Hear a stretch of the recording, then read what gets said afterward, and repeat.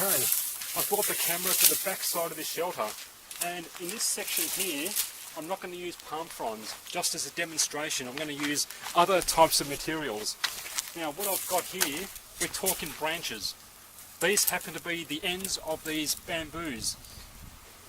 Bamboo poles get very thin and flexible with many branches coming off. I'm going to keep all these branches on there, but I'm going to trim it off on one side so at least one side is flat, so when I put this down I'm not going to have branches sticking into the shelter.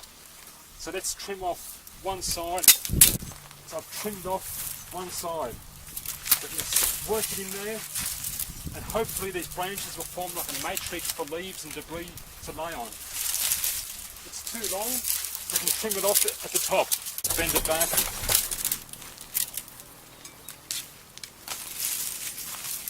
Stick it in there. Work it in. You can get the idea of how I'm forming up like this sort of wall. And I'm not going to use palm fronds here, which are very easy and useful. These branches I've cut off, let's stick them in there.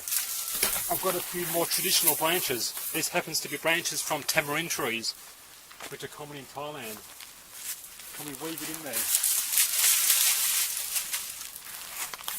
Let's check this one out. Let's make it a bit smaller. There's a piece there, let's weave it in.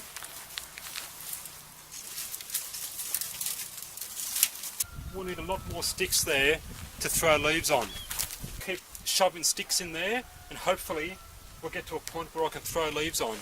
I've got a whole heap of more very thin sticks. These happen to be bamboo branches, but they could be any sticks. And these things are long and pliable.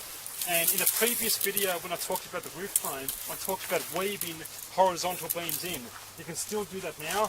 There's a good example of a thin stick. You can just weave between your lean-to rafters, and that's why I talked about the numbers from 4 to 14 lean-to rafters. The bigger the number the better.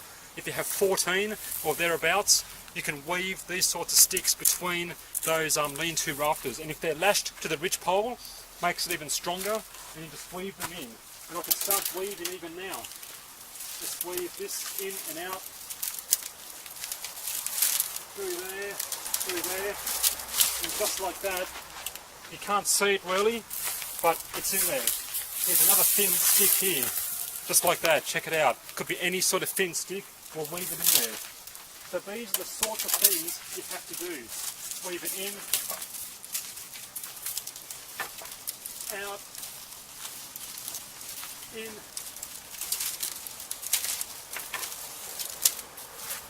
just like that. You keep doing that. Weave that in, out, in, just like that. Make a trampoline, that could be a good sign.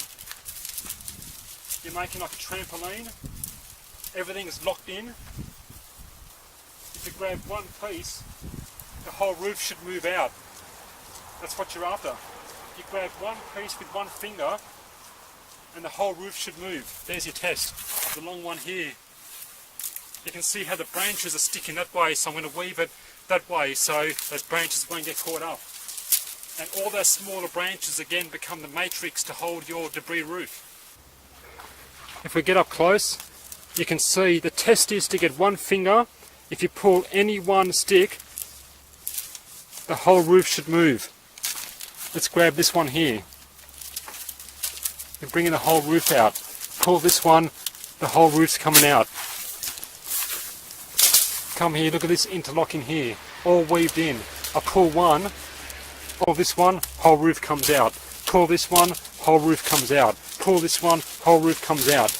And you can see all the interlocking small branches. So that's a good example of you don't have those palm fronds, which are very convenient. And you can see again, all these palm fronds just up against the shelter has just made it an instantaneous shelter with debris and leaves on top to finish it off. But I'll be unfair just to use palm fronds, so I'm assuming no palm fronds for this back section here. Almost 3/4 of a whole roof section is just a multitude of sticks woven in. And don't forget, I've still got my main lean-to supports. You got your A-frame. I had my roof extender on the top, to bring the roof out, and I'm recommending 4 evenly spaced lean-to rafters lashed on the top. And you can see natural cordage right there, and there are at least 4. You can put 5, but 4 is a good number.